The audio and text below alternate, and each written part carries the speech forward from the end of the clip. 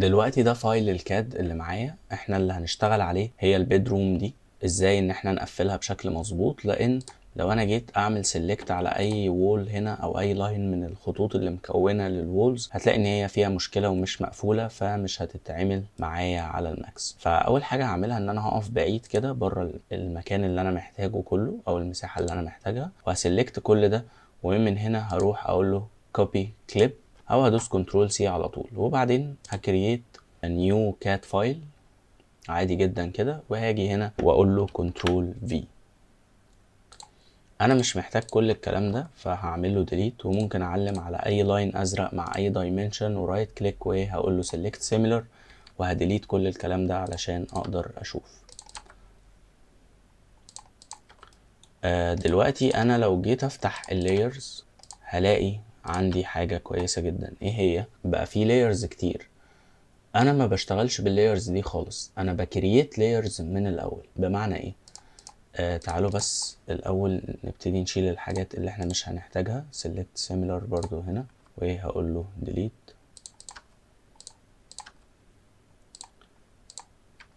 اي رسمة شباك او حاجة انا كده كده بدخلها كاريكتانجل علشان اقدر اعمل لها extrude برضو بشكل مظبوط.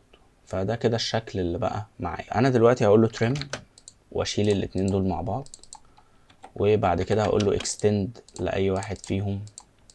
مفيش ولا واحد فيهم ريدي يقفل، فهقفلهم على بعض كده، وبعد كده هقول له من هنا برضو trim tr enter، وبشيل ده واكستند لده وترم تاني.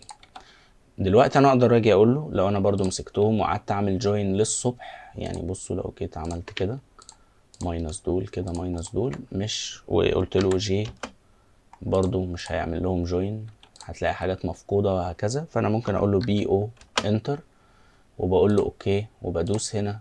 خلاص كده هو عمل لي الباوندري بتاعي. ماشي، باخد الباوندري اللي اتعمل ده، على فكرة هو عمله فوق التاني، يعني انا لو اتحركت كده هلاقي الخطوط القديمة. فالباوندري اللي اتعمل ده باجي اقول له من هنا نيو لاير، وبسميها ماكس وولز او الحوائط اللي هتروح للماكس يعني، وباخد ده واحطه على اللاير دي. تمام. بعد كده عندي هنا نفس المشكلة، فهاجي اقول له بي او، وهقول له اوكي، وهقف جوه وهقول له هنا بيقول لي ان في عندك حتت مفتوحة، دي مفتوحة ودي مفتوحة. فانا لو زومت هنا هلاقيهم ان عند نقطة ما هم مفتوحين او مش راكبين على بعض او ايا كان. فممكن اعمل كده وارجعها مكانها تاني، واعمل كده هنا برضو وارجعها مكانها تاني. بي او، خلاص كده عملها لي. برضو هروح احطها في الماكس وول. نفس الكلام من هنا، انا ممكن اقول له تريم للاتنين دول واي اكس عشان اعمل اكستند.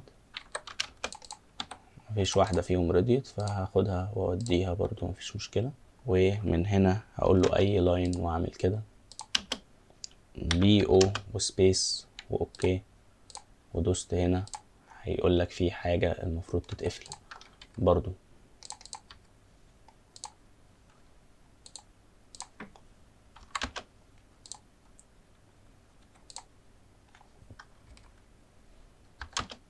عملت نيو لاين هنا، وهجرب دلوقتي.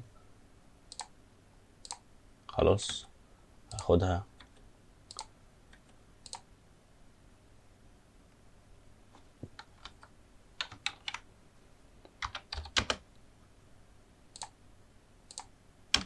بدوس سبيس بعدها، وبعد كده هاخدها احطها في الماكس وولز. انا كده قدرت اقفل الحوائط في اقل من ثانية. ممكن بقى دلوقتي واحد اتنين، يعني اخد كل بتوع الماكس وولز كده واقول له موف، واتحرك بيهم مكان ما انا عايز هنا كده.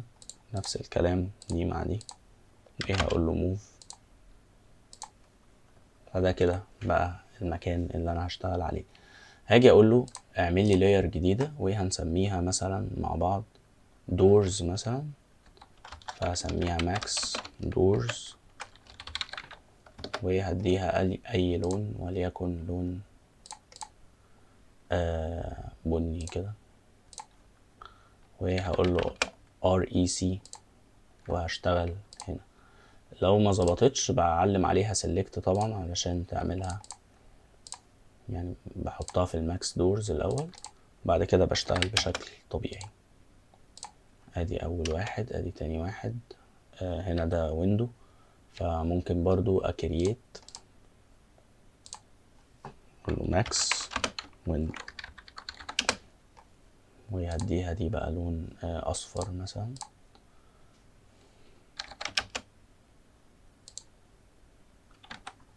اختارها الاول وبعد كده اعملها من هنا.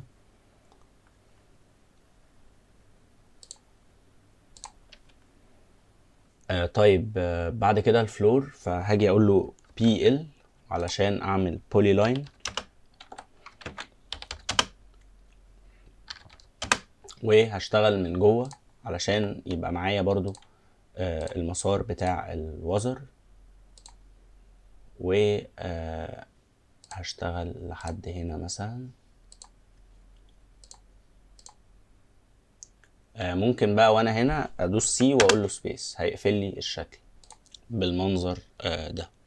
هيبقى محتاج برضو الفلور للشكل من هنا، فبرضو ممكن اقول له PL واروح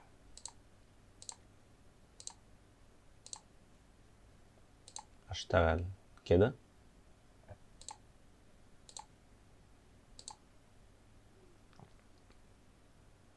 طبعا انا مفعل السناب، وبعد كده هاجي من هنا سي واقول له سبيس، هيقفل لي الشكل. بقى دي الفلور بتاعه الباثروم ودي بتاعه البيدروم.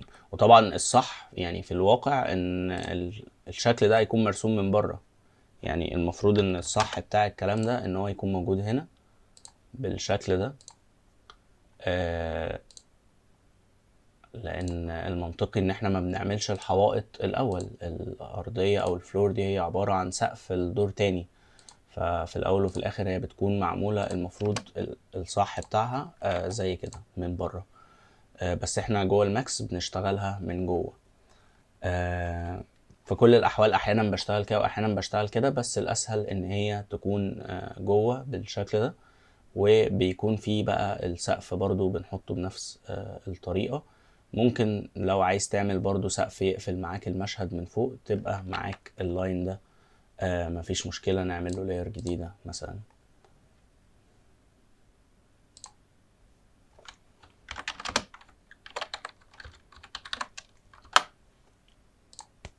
وهديله اي لون سيان كده مثلا. خلاص يبقى انا كده ظبطت كل حاجة عندي. ببتدي بقى ان انا امبورت الفايل ده وبديليت كل دول انا مش عايزهم خلاص. بس كده دلوقتي هيكون متبقي عندي مشكلة واحدة بس، ان انا لما اجي امبورت الفايل ده للماكس، طبعا هنا الفايل ده اليونت بتاعته لو جينا قلنا يونت كده هي السنتيمتر، وانا عايز اشتغل على الماكس بالسنتيمتر. بس عندي مشكلة ان الفايل الاساسي كان اوريدي شغال بالمتر، فلما هروح للماكس هيعمل لي شكل شبه المواسير كده. لما اجي اعمل اكسترود ال 300 سنتي اللي انا هعملهم مثلا عشان اعمل ارتفاع 3 متر، هيبقوا هناك كأنهم 300 متر على المساحة الصغيرة دي، فهتديني شكل غريب كده. فالحل ايه في حاجة زي دي؟ ان انا بعمل سكيل. فباجي مثلا امسك كل دول كده وهقول له سكيل وهقول له 100.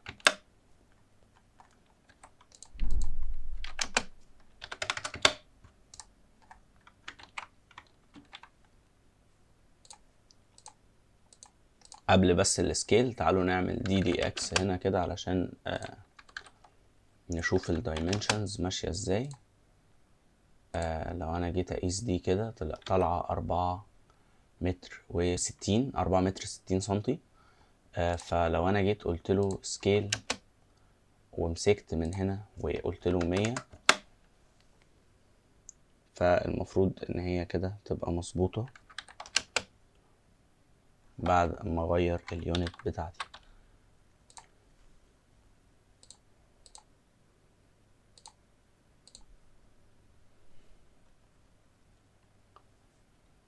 هقول له dimension وهتطلع معايا مظبوطة. تمام. فكده لما اجي اعمل لها import على الماكس هيبقى ما فيهاش اي مشكلة. تعالوا نقول له كنترول اس ونروح للماكس نعمل لها import بالمرة.